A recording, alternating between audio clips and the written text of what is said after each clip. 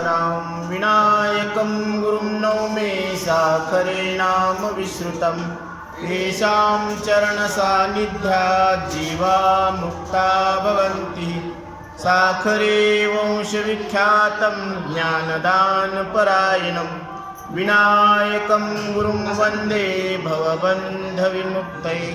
ज्ञानप्रतापविलसत्वचनामृतं च अद्वैतभावपटुताहितबुद्धिरस्य ज्ञानेश्वरस्तु भगवान् अवतीर्णैव। श्रीरंगनाथ गुरुराज नमोस्तु तुभ्यं।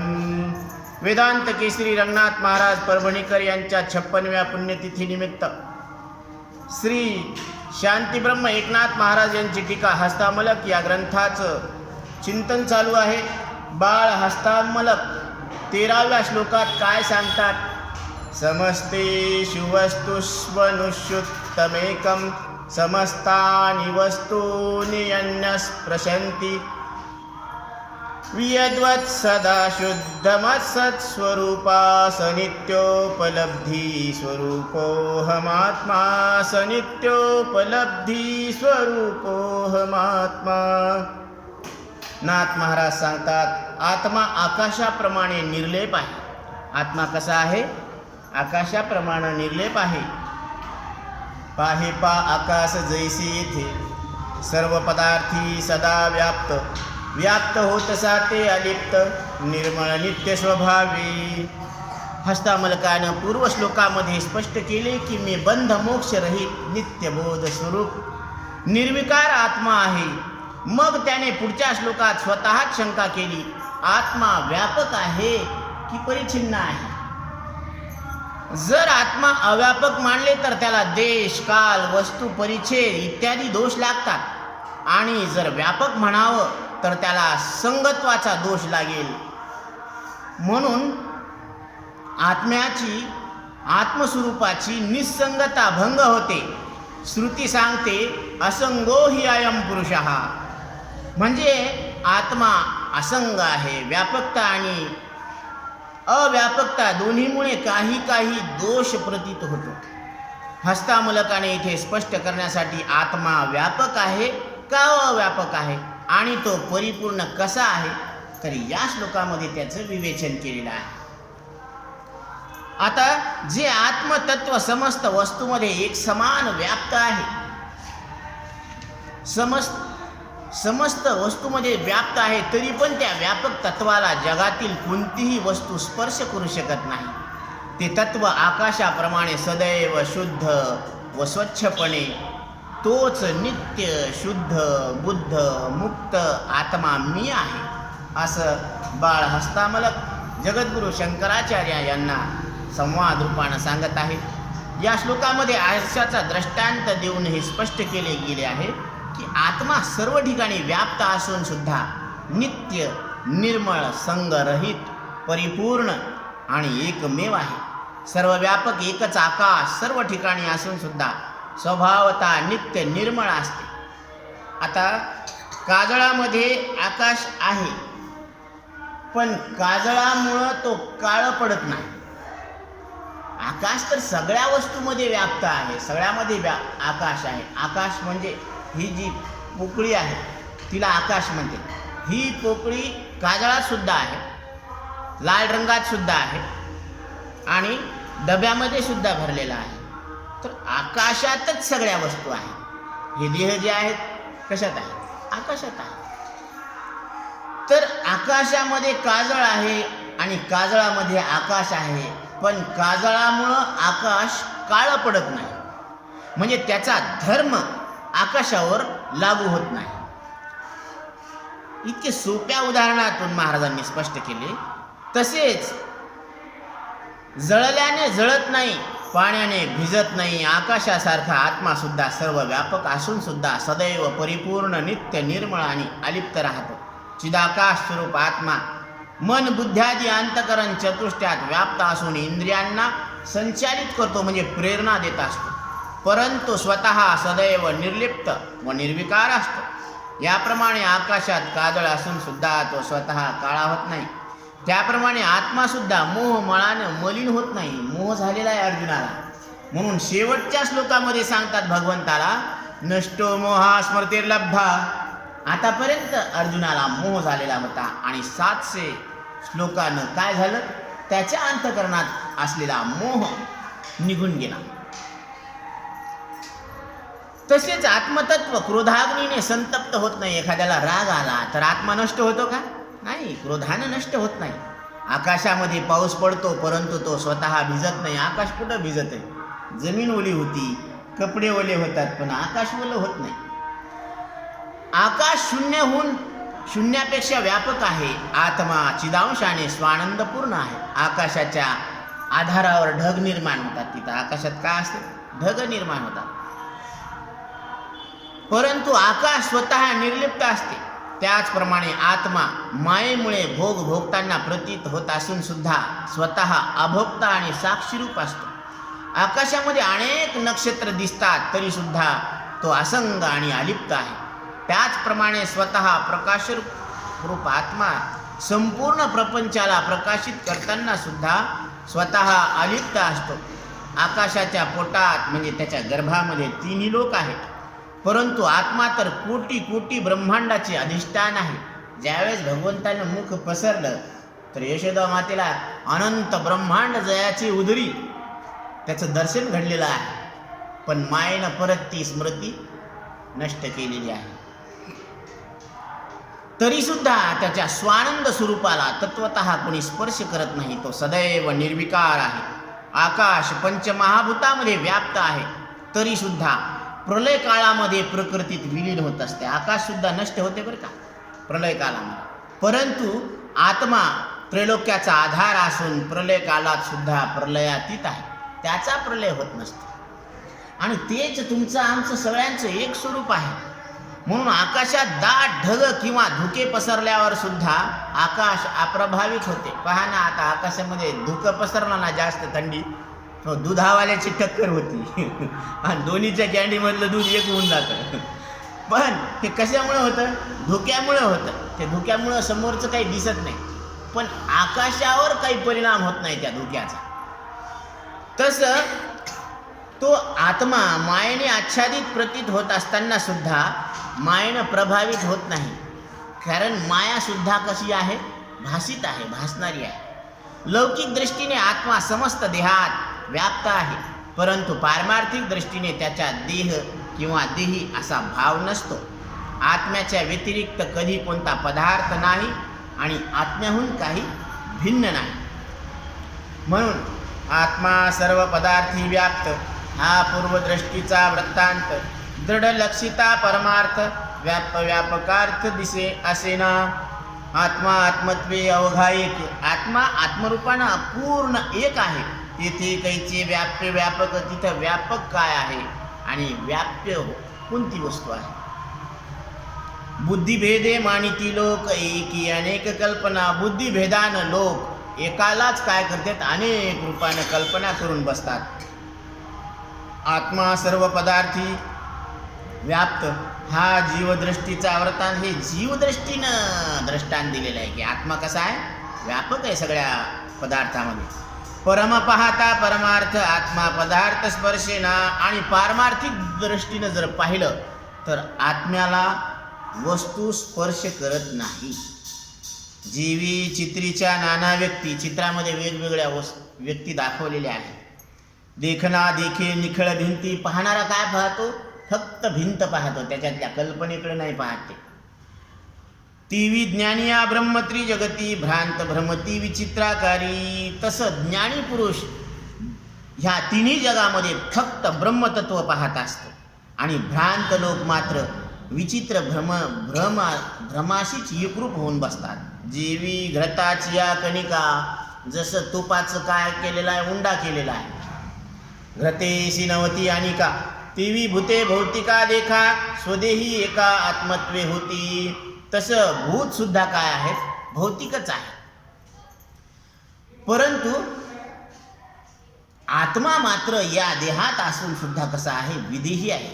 आत्मेनी दृश्य नाही देखील. आत्म्यानं दृश्य पाहिलं नाही. आत्मेनी दृश्य नाही ऐकले. आत्म्यानं दृश्य ऐकलं सुद्धा नाही. आत्मेनी दृश्य नाही स्पर्शिले, आत्म्यानं दृश्याला स्पर्श सुद्धा केला नाही. हे असे बोलिले उपनिषदासी, हे असं उपनिषद सुद्धा वर्णन करायला लागले. आता श्रुतीचं बृहदारण्य श्रुती काय सांगते? जगत सर्वम आत्मैवाभूत तत केन किं पश्येत तत केन किं विवदेत. आत्मा सामरस्य मुखे, कोण कोणाचे तीर्थ ऐके, कोण कोणाचे चाखे. विषय विशेषे अभाव, जीवी विरेश्वर पुनाही देखिला. दोरानं सर्पाला पाहिलं बी नाही, दोरीवर सर्पाचा भ्रम झाला, पण विषय विशेषे दोरे सर्प नाही ऐकला. दोरानं सर्प ऐकला नाही, पाहिला नाही आणि त्याला स्पर्श सुद्धा केला नाही. दोरे सर्प नाही स्पर्शिला, मिथ्या भासला भ्रमभुजंग. तो भुजंग, तो सर्प विनाकारणच भासला. जसं दोरीवर सर्पाचा भास झाला, हा आपण दृष्टांत बऱ्याच ठिकाणी ऐकत असतो. तेवी स्वतः सिद्ध असे ब्रह्म, तसं ब्रह्म कसं आहे? स्वतः सिद्ध आहे. ते ब्रह्मे जग नावे विभ्रम, आणि ते ब्रह्मच जगाच्या नावानं काय झालेले? विस्तारित झालेले. अशी मूर्ख लोक कल्पना करतात, कारण ब्रह्म जग नावाची वस्तूच नाही. जन नो हे अवघा जनार्दन, असं साधू संत सांगायला लागले. ते ब्रह्मी जग नांदे विभ्रम, त्या भ्रमा माझी जडले कर्म अति दुर्गम सुरनर. एवं भ्रममुळे जग जाण, त्या जगा माझील ज्ञानाज्ञान. ते आत्म्यासी नव्हे बंधन, आत्मा चिद्गन उभयातीत. दोन्हीकडून जर पाहिलं तर अज्ञानकाली आणि ज्ञानकाली, ज्ञानातीत आत्मा कसा आहे? विरक्त आहे दोन्हीहून. ज्ञानाहूनही वेगळा आहे आणि अज्ञानाहूनही वेगळा आहे. कसं आहे माहिती का? आपण पैसा पाहतो, त्याच्यामध्ये चित आणि इकडं पट असते. तर हे चित पटाशिवाय नाही, पट चिताशिवाय नाही. पण धातूमध्ये दोन्हीचा पत्ता नाही. धातूमध्ये दोन्हीचा पत्ता नाही. तसं सूर्यामध्ये दिवस नाही आणि सूर्यामध्ये रात्र नाही, पण दोन्ही सूर्याशिवाय दिवस रात्र नाही पृथ्वीवर. पण त्याच्याकडं पाहिलं तर तिथं काहीच नाही आहे. तसं आत्म्याशिवाय जगत नाही, जीव नाही, देव नाही, काहीच नाही. पण आत्म्यात काही नाही. म्हणजे आपलं स्वरूप कसं आहे? बंध मोक्ष रहित आहे. आणि हीच गोष्ट हस्तामलक सांगतात की भिंतीवर काढलेल्या चित्रात वेगवेगळ्या प्रकारचे लोक आणि आकृत्या असतात. साधारणतः चित्रात अनेकता आणि भिन्नता दिसते, परंतु तात्विक दृष्टीने जर पाहिलं तर तिथं भिंती व्यतिरिक्त काहीच नसतं. अगदी याच प्रकारे ज्ञानी पुरुष त्रैलोक्याच्या विभिन्नतेत सुद्धा त्याच एका ब्रह्माला पाहत असतो. तर ज्याप्रमाणे हे तुपाचा कण तुपाहून वेगळा नसतो, त्याचप्रमाणे हे समस्त भूत भौतिक जगत आत्मस्वरूपाहून भिन्न नाही, पण आत्मस्वरूपच आहे. आत्मस्वरूपाला शब्द स्पर्श हे प्रभावित करत नाही. श्रुती सांगते आत्मस्वरूप स्थितीमध्ये संपूर्ण जगत आत्मामय आहे, अनुष्यूत आहे. तेव्हा कोण कोणाला पाहिल आणि कोण काय बोलणार आहे? कारण सगळीकडं एकच परमात्मा आहे, तर दुसरी वस्तूच नाही ना. नेह नानास्ति किंचिन, मग कोण कोणाला पाहणार आणि कोण कोणाला काय बोलणार? वस्तू एक आहे. म्हणून आता प्रकाशामध्ये जेव्हा दोरी दिसते तर स्पष्ट होती की दोरीने सर्प पाहिला नाही. सांगायचे तात्पर्य, दोरीच्या दृष्टीने तिथं सर्पाची भ्रांती सुद्धा नव्हती.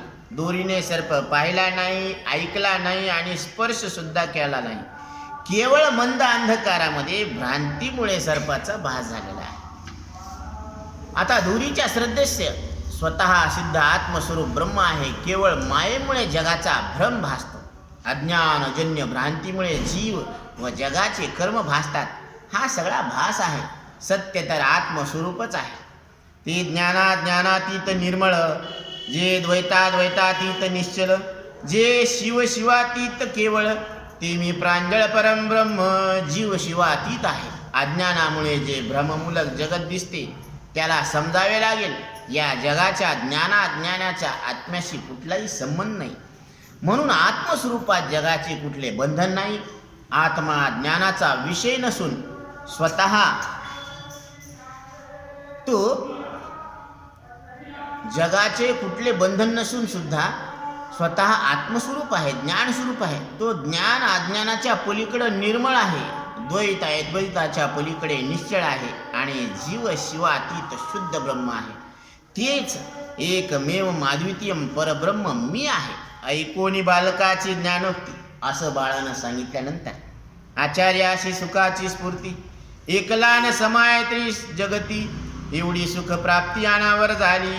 आचार्य शिरोमणी जगद्गुरु शंकराचार्य बाळाच्या या स्वानुभूतीपूर्ण ज्ञानोद्गार ऐकून अत्याधिक प्रसन्न झाले. इथं मी तूपणाची जी भेदभावना आहे ती नष्ट झाली.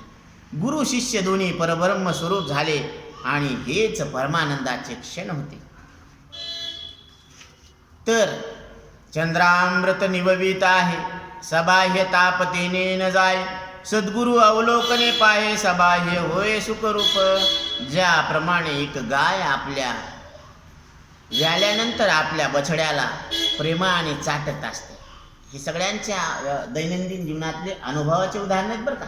नाथ महाराज काही वेगळं सांगत नाही, पण ही सगळ्या ओव्यासहित अर्थ घेणं होत नाही म्हणून फक्त अर्थ तुम्हाला सांगायला हवं.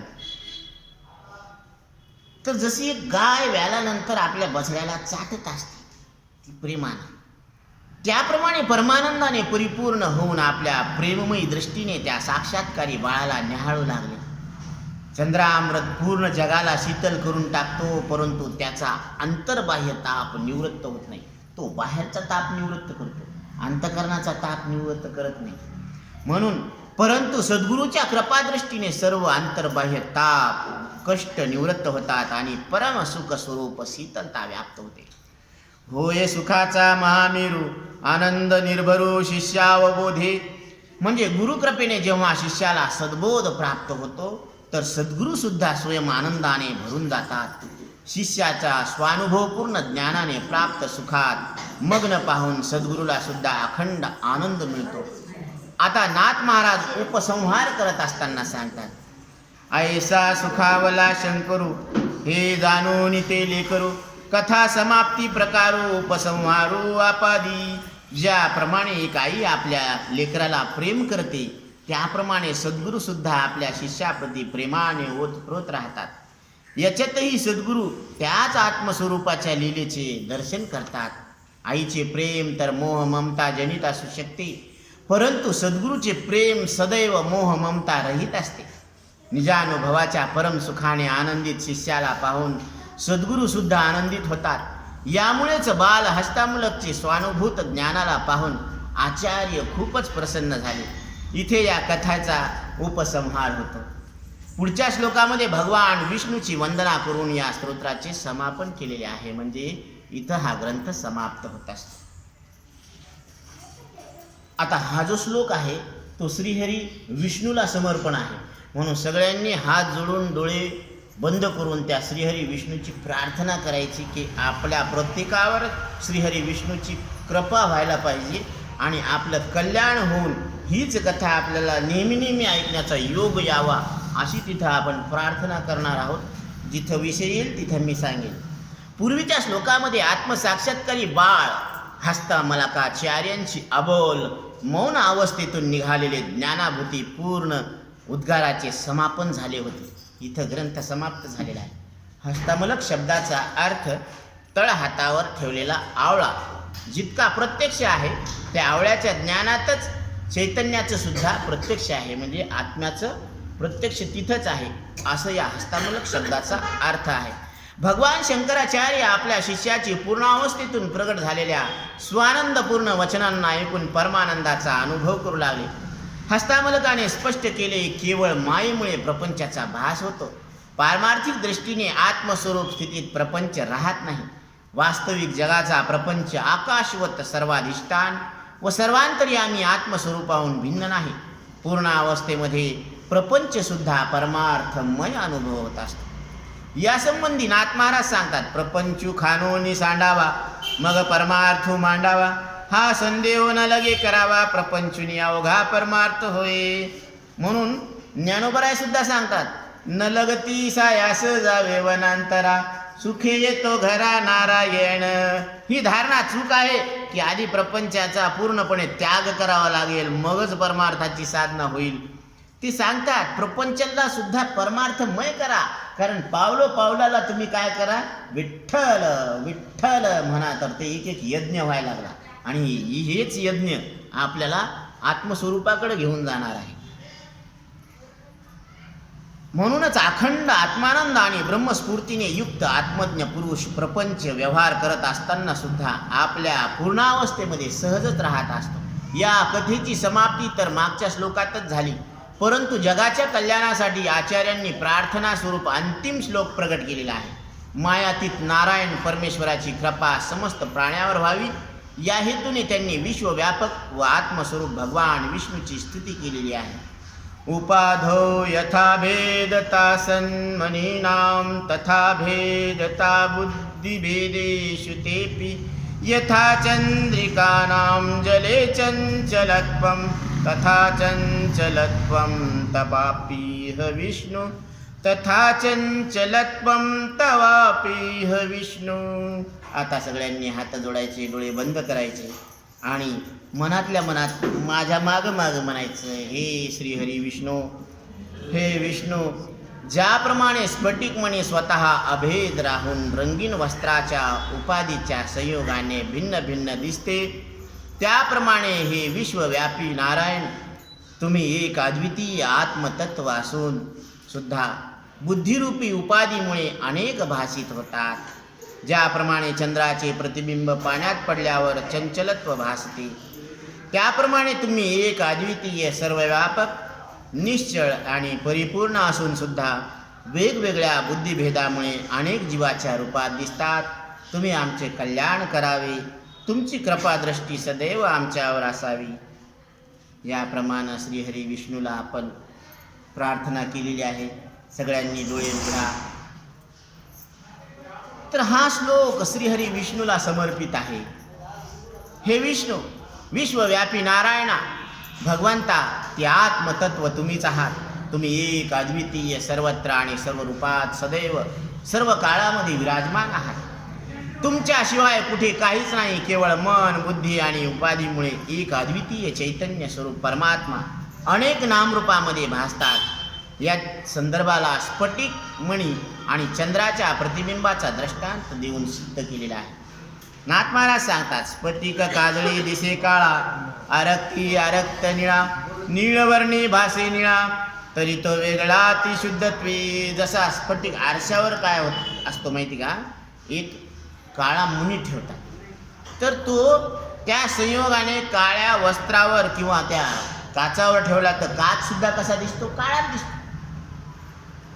पण तो निळ्या रंगाच्या उपाधीमुळे निळा दिसतो, काळ्या रंगाच्या उपाधीमुळे काळा दिसतो. परंतु स्वयं सर्व काळात या विभिन्न रंगाच्या उपाधी आणि गुणधर्मापासून अलिप्त व परम शुद्ध राहतो. याप्रमाणे चैतन्य स्वरूप आत्मा म्हणजे परमेश्वर विष्णू स्वतः निरुपाधिक, निर्गुण, निराकार, निर्विकार, संसार धर्म विरहित आहेत.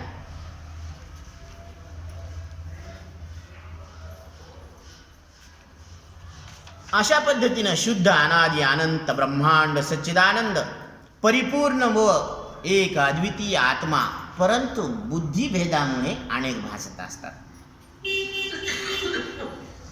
आता इथं एक उदाहरण देतात. दैवे जळघट फुटला, तो काय घटचंद्र निमाला. आता समजा पाण्यानं भरलेला घट आहे, तो फुटला, तर चंद्राचं प्रतिबिंब मेलं का, नाही मेलं. तीवी देहाशी नाश झाला, म्हणती नाशला निजात्मा. आता देह नष्ट झाला तर मग आत्मा मेला का, आणि आत्मा कोणी, हे तुमचं आमचं स्वरूप आहे. म्हणजे देहाच्या नष्ट होण्यानं आपला नाश होत नाही. म्हणून अविनाशी तो तद्विधी असं भगवान सुद्धा सांगतात गीतेमध्ये. मृगजळे वाडे कोडे, ससैन्य राजा छत्रेशी बुडे, तो न मरताची निघाला कडे, ते भाग्य पुढे पुढे मानिते मूर्ख. आता मृगजळ्यामध्ये छत्र चामर सैन्यासहित राजा निघाला बरं का, आणि ती त्या नदीमध्ये बुडून गेला. कोणत्या, मृगजळाच्या नदीत. आणि पुढं चालून परत जिवंत झाला. आता ह्या कल्पना नुसत्या कल्पना, ह्या मूर्खाने केलेल्या कल्पना आहेत असं नाथ महाराज सांगतात. तीवी बद्धता मुळी नाही, तीर्थ मुक्तता कैची काही, तीही भ्रांताच्या ठाई उल्हासे पाहे मी मुक्त म्हणूनी. आता इथं बद्धताच मुळी नाही तर मुक्त कशाला म्हणायचं मग? तसं भ्रांताच्या ठिकाणी मी मुक्त आहे अशी अजून एक भ्रांती होत असते. काळा पुंडा सदर काठा हा ऊसाचे जातीचा ताटा. ऊसाच्या जातीमध्ये असे 3 जाती येतात. काळा आहे, पुंडा आहे, सदर काठा आहे. पण रसस्वादी या चेष्टा त्रिविध वाटानं चलती. हे 3 वाटानं रस चालत नाही. म्हणून तर सांगितलेलं आहे ऊस आहे डोंगा परी रस न हे डोंगा. वाकडा तिकडा ऊस आहे पण रस कसा आहे? वाकडा तिकडा आहे का? नाही, तो गोड आहे, मधुर आहे. आता इथं नाथ महाराज परत सांगतात, काय म्हणतात? आत्मा रजोगुणी राजस दिसे तमोगुणी तामस, तरी तो गुणदोष स्पर्शला नाही. सात्विका भाषे सत्वांश, तो एक अद्वितीय परमात्मा अंतकरणाच्या सत्व रज तमादी वृत्तीच्या भेदामुळे अनेक नामरूपात भासतो, परंतु स्वरूपात सदैव गुणदोष रहित आणि असंग राहतो. भिंत स्वतः सदैव एक आणि अखंड राहते, परंतु तिच्यावर बनवलेल्या चित्रामुळे नामरूपात्मक भिन्नता दिसू लागते. नाथ महाराजांनी याला सविस्तर स्पष्ट करण्यासाठी 2 उदाहरण दिलेले. लोखंड एकच असते, त्याच्यामध्ये साखळी सुद्धा बनते आणि हातोडी सुद्धा. दोन्ही रूपाने लोखंड स्वरूपतः एकच असून सुद्धा त्याचे नाव, स्वभाव आणि उपयोग वेगवेगळे असतात. हातोडी कशाला असती? त्यासाठी ठोका द्यायला. आणि साखळी कशाला असती? असं कुलूप लावायला, बांधायला. एकाच लोखंडापासून आहे पण 2 वेगवेगळे उपयोग आहेत, बरोबर आहे?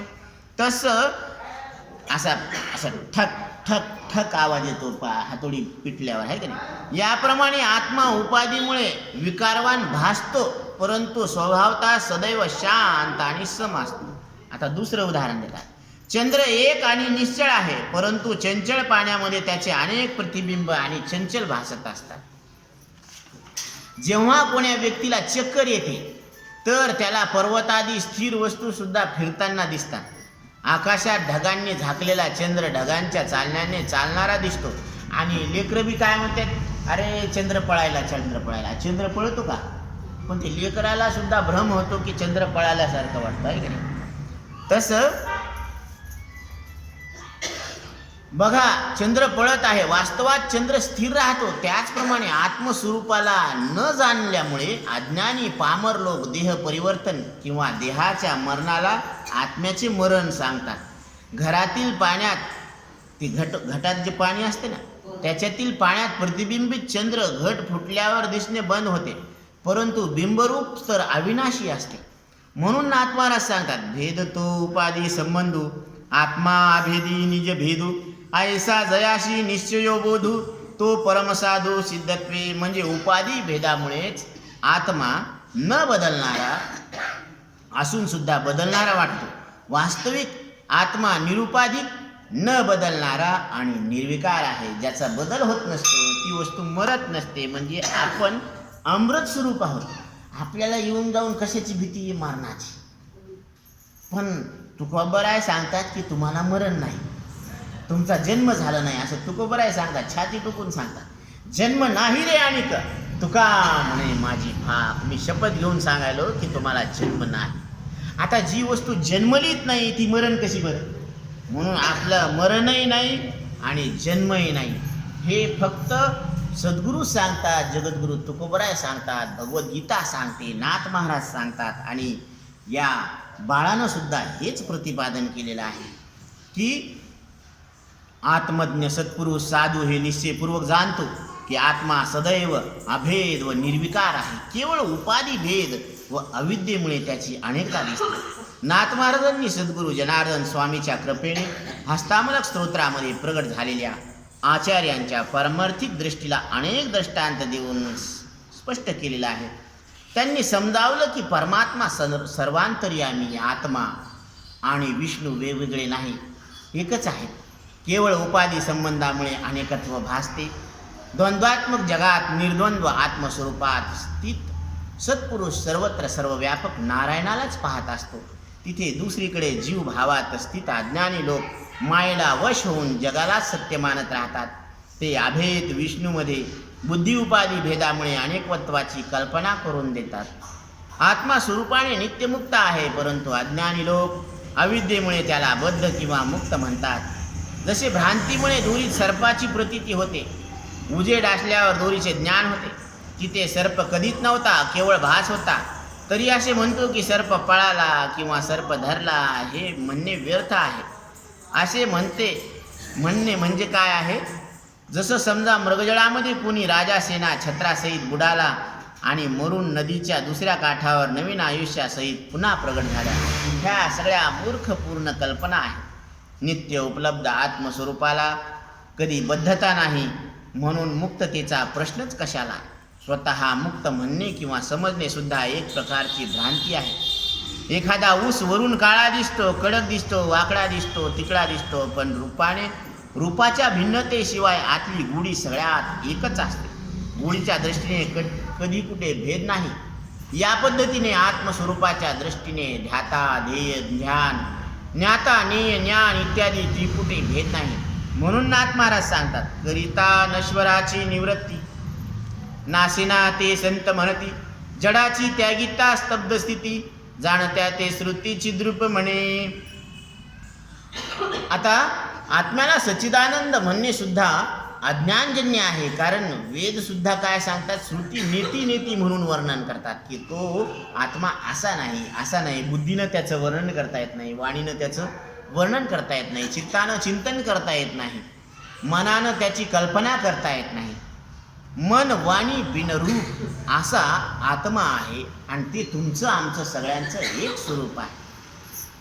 म्हणून दुःखाची आत्यंतिक निवृत्ती या शुद्ध सुखाची अवस्था आनंद म्हणतात. यावर पारमार्थिक दृष्टीने विचार करू. आत्मतत्व असत नाही आणि सतही नाही. जसं एकाच साखरेचे वेगवेगळे नाव आहेत, त्याप्रमाणे सच्चिदानंद स्वरूप आत्मा एक आणि केवळ एक आहे. तो सर्वथा भेदरहित आहे.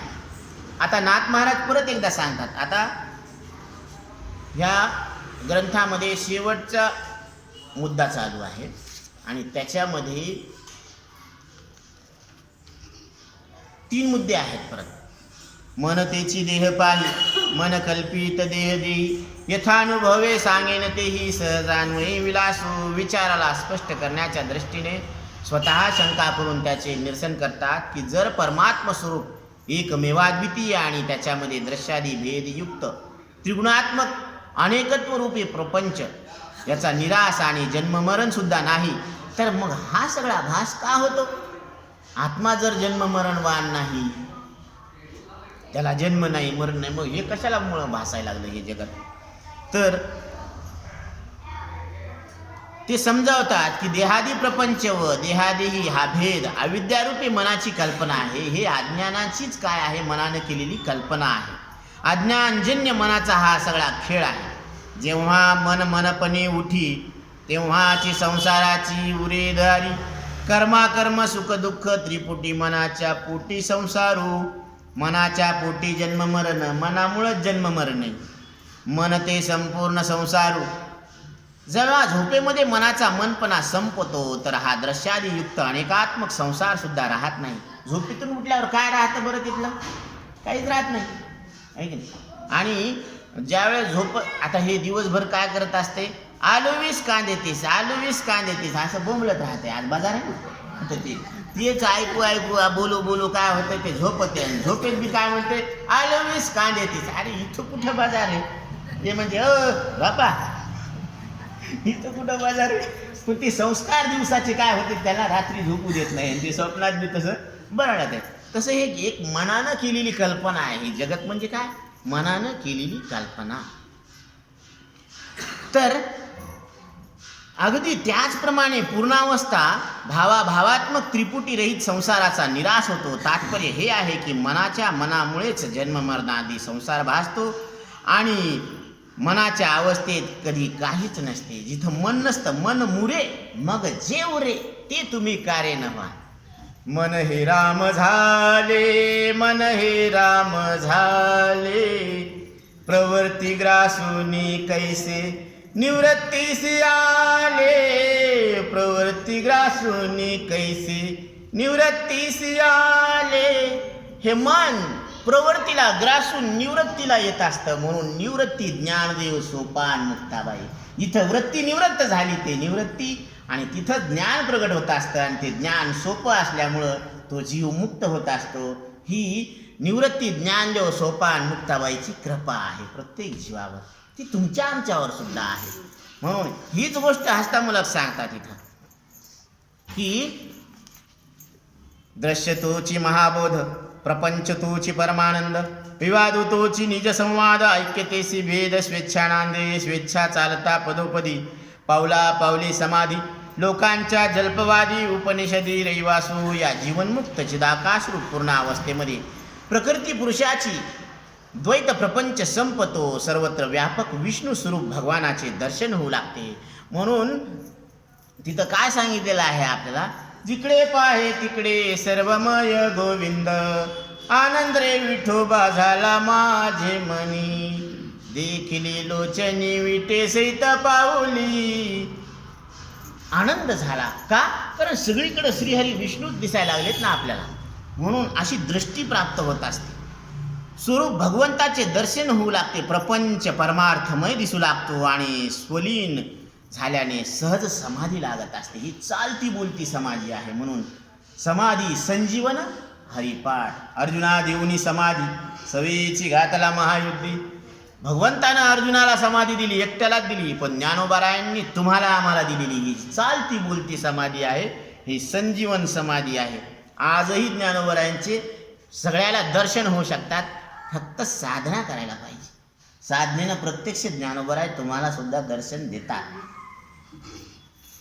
तर अवघेची त्रैलोक्य आता चैतन्याचे आहे, त्याला संपूर्ण जगत जगदीशमय दिसू लागतो, जगदीशच जगत आहे अशी सहज दृष्टी प्राप्त होत असते. संपले ज्ञान निरूपण. इथून ज्ञानाचं निरूपण सांगणं संपलं.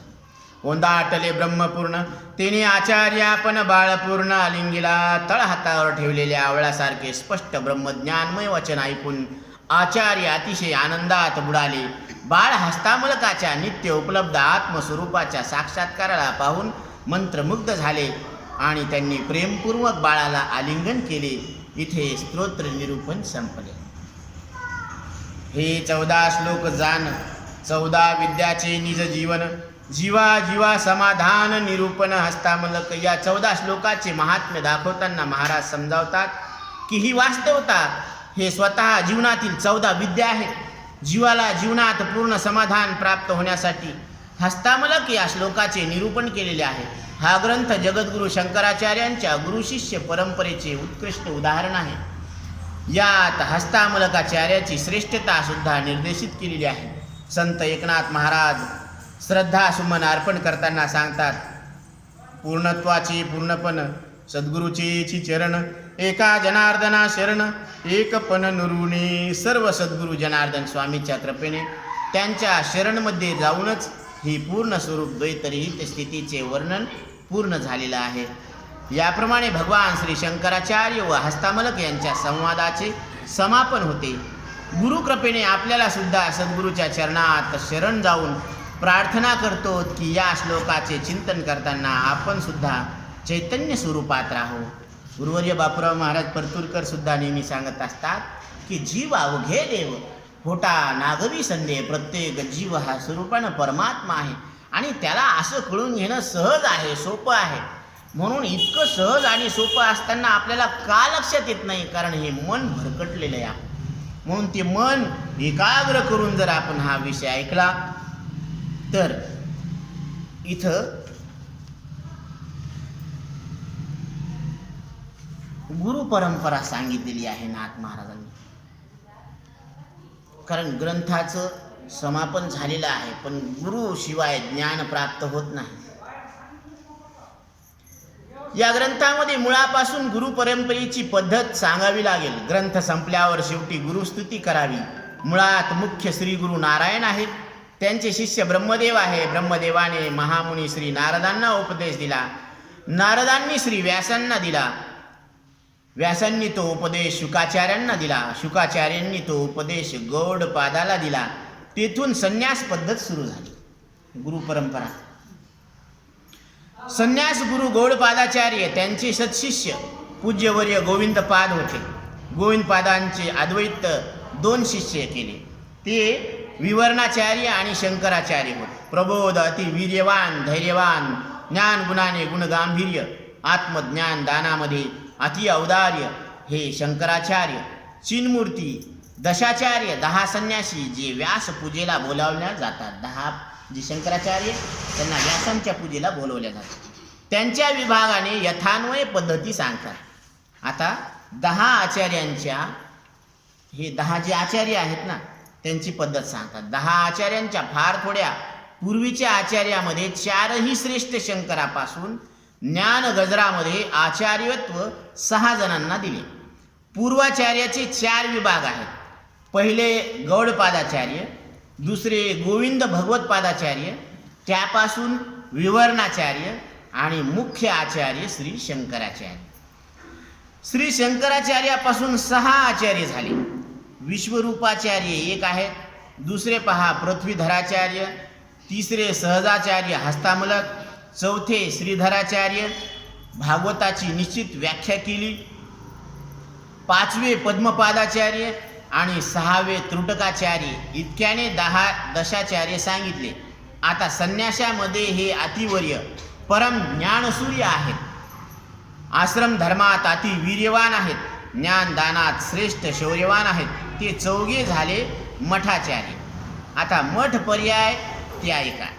शंकराचार्यांनी उपदेश केल्यावर त्यापासून 10 संन्यासी झाले. त्यांचे विभाग अन्वयानुसार नावे सांगतात. तीर्थ, आश्रम, वसन, अरण्य, गिरी, पर्वत, सागर, सरस्वती, भारती, नाव धारण केलेले पुरी, हे परिपूर्ण 10 जण आहेत. आता 4 दिशांचे आचार्यांचे मठ व तिथले जे मठाधिपती आहेत पहा. धर्माची स्थापना करण्यासाठी आणि त्याचा प्रचार करण्यासाठी जगद्गुरू शंकराचार्यांनी 4 धर्मपीठाची स्थापना केलेली आहे. पश्चिम दिशेला समुद्राजवळ द्वारका मठ आहे. तेथे विश्वरूप आचार्यत्व करतात. तीर्थ आश्रम, तिथले अधिकारी त्या मठामध्येच राहत असतात. बद्रिकाश्रमामध्ये जोशी मठ आहे. तिथे श्रेष्ठ त्रोटकाचार्य आहे. गिरी, पर्वत, सागर श्रेष्ठ मठामध्ये त्यांची अतिशय प्रचंड प्रमाणामध्ये राहतात. पूर्व दिशेला समुद्राजवळ जगन्नाथ मठ आहे. तेथे ब्रह्मपादाचार्य अधिकारी आहेत. वरुण, अरुण्य ते तिथले अधिकारी आहेत आणि ते निरंतर त्या मठामध्ये राहतात. श्रृंगेरी मठ दक्षिणेमध्ये आहे. तिथे पृथ्वीधराचार्य आज्ञाधारी तिथं अधिकारी आहेत. सरस्वती, भारती आणि पुरी त्यांना सहजासहज विश्राम. त्या मठामध्ये मठिका, आश्राम, पण हे विश्राम करत नाहीत. हे आत्माराम परिपूर्ण रूपाने आहेत. उरलेले ते श्रीधराचार्य, त्यांना मठाशी तर काही तात्पर्यच नाही. भगवान भागवत व्याख्या अनिवार्य आणि परमचातुर्य भावार्थ दीपिका. जसं आता ही व्याख्या नाही ना तळहातावरचा आवळा, तसा ग्रंथ प्रामाणिक अर्थ दिसतो. मुमुक्षाचा जिव्हाळा निवतो, तोच साधूचा परम सोहळा आहे. हे फक्त नाही का भागवत सांगत असतात. ज्ञान अर्जन करत ह्या विश्वामध्ये भ्रमण करतात. हस्तामलकाची टीका एकटा करता नाही. इथं जनार्दन स्वामी आत्मसख्याने सहायता केलेली आहे. ग्रंथाचा अर्थ चांगल्या अर्थ त्यांनीच सांगितला आहे. एका जनार्दनाला शरण गेल्यावर जनार्दनाला एक पण प्रिय आहे.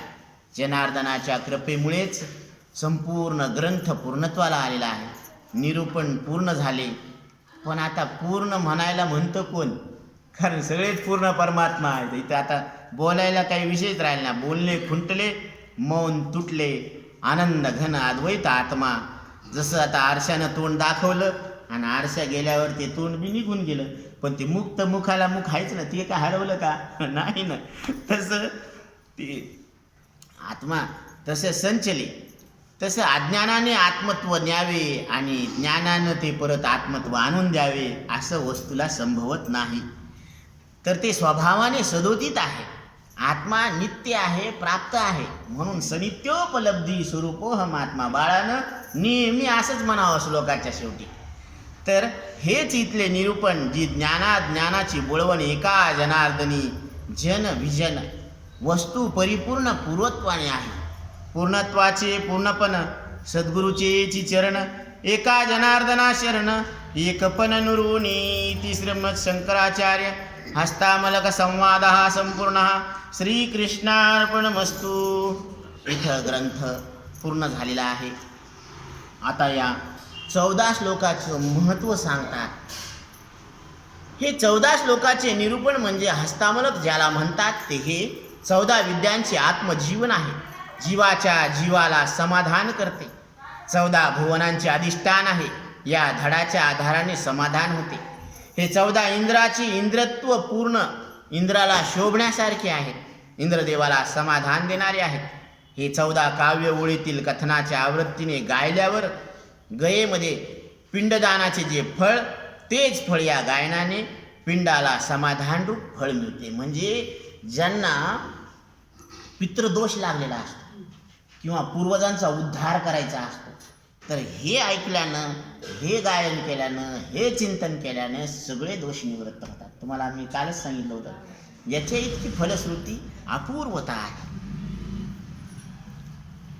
14 श्लोक वेदवचनाचे 14 कांड आहेत. हे वेदातले 14 कांड आहेत. ज्या वेदाच्या वचनातून अनुवादातून समाधान मिळत असते. तर पिंड पदावरी विष्णूच्या चरणी पिंड ठेवणे ते माझे दयावर्जन झाले, ज्यामुळे पितरांचे ऋण फिटले. या विधीनंतर माझ्यावरील पितरांचे ऋण आणि ओझे उतरले. श्री संत शांती महाराज एकनाथ शांतीब्रह्म एकनाथ महाराज कृत हस्तामलक टीका यातील 14 श्लोकाचे हे महत्त्व आहे. तर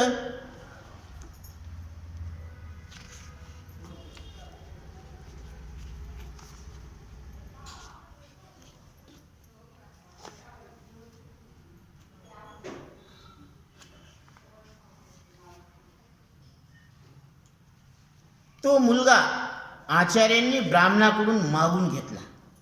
आता हे सगळं व्याख्यान संपलं.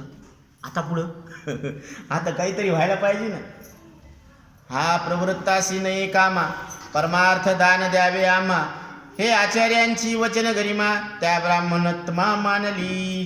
हे तर काही कामाला येत नाही ना. ते म्हणले हे बाळ तुम्ही काय करा, याला संन्यास दीक्षा द्या आणि संन्यासाच्या रूपानं आम्हाला दान करून द्या. ती म्हणले काय हरकत नाही महाराज, हे आमच्या काहीच कामाचं नाहीये. हे घेऊन जा म्हणे.